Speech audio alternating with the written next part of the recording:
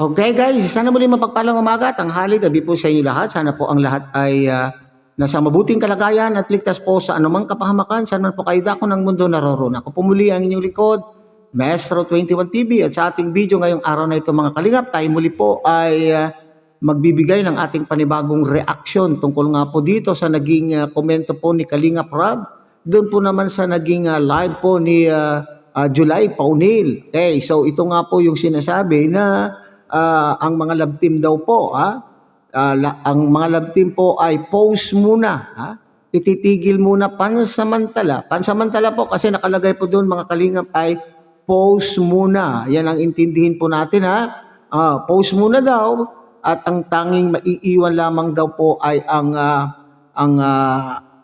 EDSI. So ano kayang epekto nito sa mga sa mga love team, mga kalingap? O ano ang epekto nitong desisyon na ito ni Kalingap Rob sa ating pong taga-subaybay, sa ating pong mga love team supporters and organic sponsors, at the same time po sa ating pong mga angels, sa ating mga Kalingap angels na kasama po dyan sa mga love team na yan. At sino-sino itong mga love team na ito mga kalingap? Gaya po ng okay, so LC, Jomcar, at Jomcar, ano pa yung isa? Ed Pau, okay, at Mick Reese, mayroon pang mga Rajel, may mga iba pa pong mga love team, mga kalingap na hindi gaanong na iblablog at kung baga ay struggling, nag-struggle po sila na makakaroon ng vlog, at the same time magkaroon po ng sponsors, at the same time po yung di pa po sila na masyadong nakikilala o nasusuportahan ng ating mga kalingap viewers o kalingap supporters. So paano na lamang po mga kalingap, kagaya po ng mga sabi ko nga itong mga hindi pa po masyadong kilalang mga love team. So paano na lamang po ang mga sponsor, paano naman po sila magkakaroon muli ng kanila pong mga sponsors? Kasi sinasabi po nila na kapag ka nag-love team po ay dito nagkakaroon ng mga nagkakaroon ng mga taga-suporta at nakikilala po sila, and then sila po ay nagkakaroon ng mga sponsors. So yan po yung ating pag-uusapan. Mamaya-maya lang po ng konti, pero bago po yan, tayo muna po ay magbibigay po guys sa ama at founder po ng Kalingap, Kuya Bal Santos Matubang. At tangkilikin po natin the vlog, Kalingap Rob. At siyempre, kung bagong silip lang po kayo, bagong dating lang po kayo sa ating munting channel, sana po ay inyo rin pong takilikin sa pamamagitan po ng pagbibigay niyo po ng like, share, and subscribe. At tuloy pindutin na rin po ang notification bell. At nang sa ganun tayo pa rin po ay magkita-kita at magsama-sama sa susunod pa pong mga reaction videos na ating gagawin. Likewise, mega shout out sa ating mga kasamaan po dyan sa Karepa, Kalingap Reactor Partners, sa pamumuno po yan siyempre ng ating magiting na presidente, Javier De Leon aka Birador. Okay, at siyempre wag din po natin kakaligtaan suportahan ang ating mga Kalingap partners, Kalingap charity vloggers, lalo na po itong mga Kalingap charity vloggers na nariyan po sa iba't ibang Kalingap landing pad na mayroon po tayo sa ating bansa. Okay? So sa ating pong pagpapatuloy mga Kalingap, so hindi ko malaman kung mayroon nasisiyahan, dito po sa naging komento po ni Kalingap Rob ay hindi ko malaman mga Kalingap kung mayroon pong nagbubunyi, may nasisiyahan, at mayroon naman din po sigurong mga supporters, Kalingap supporters na talagang nalulungkot po, nalulungkot po sa naging desisyon po ni Kalingap Rob. Okay, so sabi ko nga kanina, huwag tayong mag-alala mga Kalingap, sapagkat sinasabi po dyan ay pause muna. So pansamantala lamang po, at ang iiwan lamang po ay ang EDSI. So marami akong nakitang mga komento mga Kalingap ng mga EDSInian, okay? Mga taga-suporta po ng EDSI na talaga naman po sila po ay masayang masaya, at maski pa paano ay hindi po sila nadamay o hindi sila nakasali doon sa ititigil muna. At meron po ako doon mga nakikitang mga komento na hindi nakasali ang EDSI sapagkat wala daw masyadong issue, hindi daw maingay o kumbaga ay diretsahin po natin mga kalingap, hindi toxic. Narinig ko po ito mga sinasabi po ni Kalingap Rob sa kanya pong mga live na ang community daw po ng EDSI ay hindi toxic. So palakpakan po natin ngayon mga kalingap. Bagamat siyempre hindi natin may iwasan na mayroon pong mga issue. Mayroon pong mga issue ng mga buzzers. Kagaya po yung kahapon at mga iba pang content ko, di ba na i-content ko po yung mga iba't ibang issue kung saan dinadawit po nila ang leading men.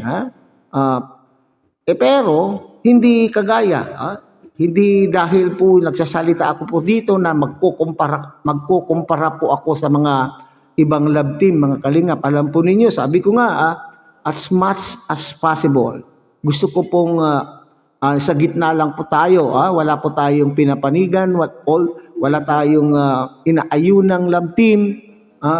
So, ito po ay, sorry, ito po ay naririnig ko sa mga naging live po, lalo na po nung kasagsagan po ng ingay.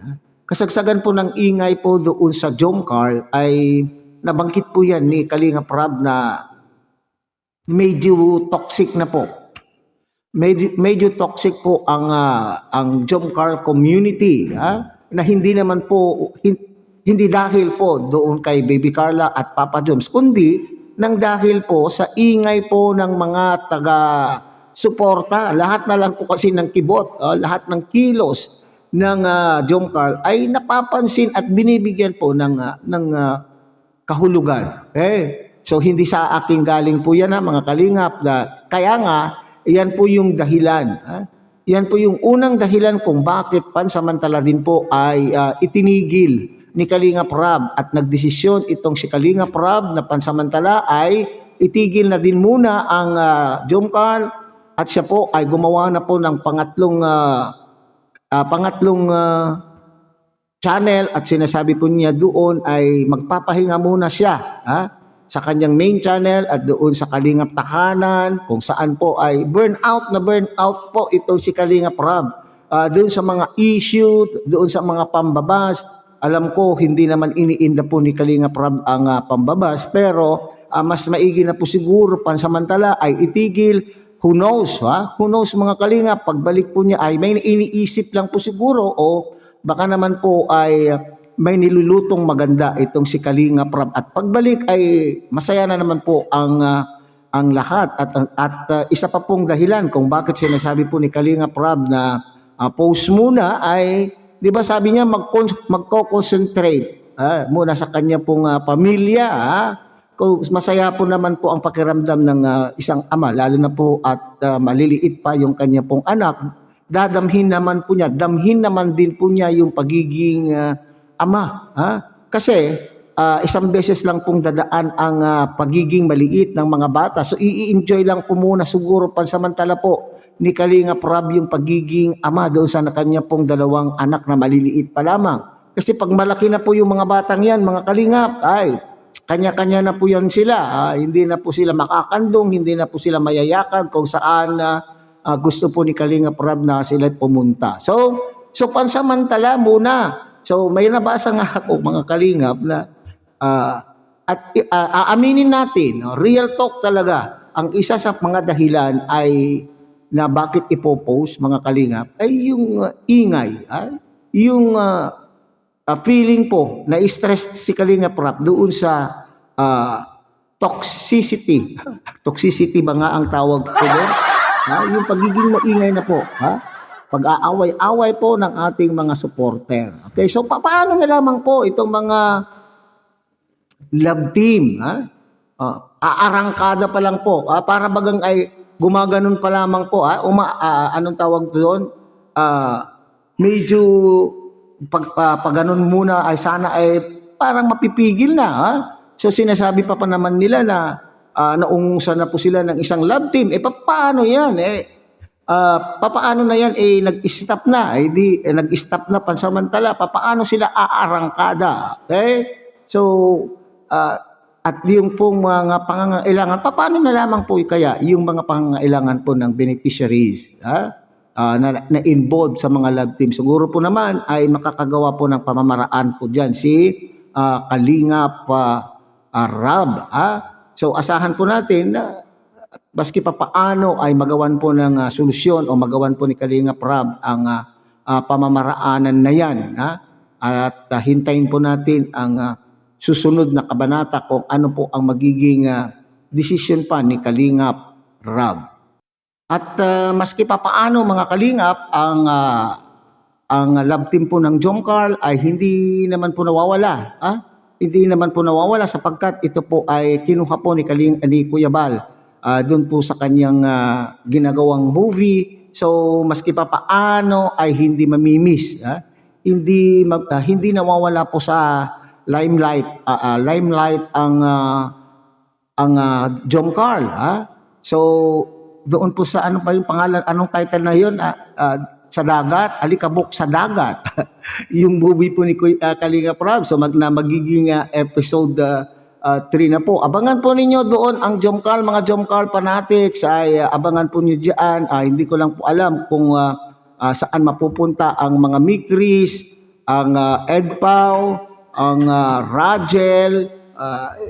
Abangan po natin ang announcement mga Kalingap. So hanggang dyan na lang muna tayo mga Kalingap. Muli, tangkilikin po natin Kuya Bal Santos Matubang, Ate Edna Vlog, Kalingap Rab. At muli pinapakuisapan po kayo na sana po ay inyo rin pong tangkilikin ang munting channel na ito sa pamamagitan po ng pagbibigay niyo po ng like, share, and subscribe.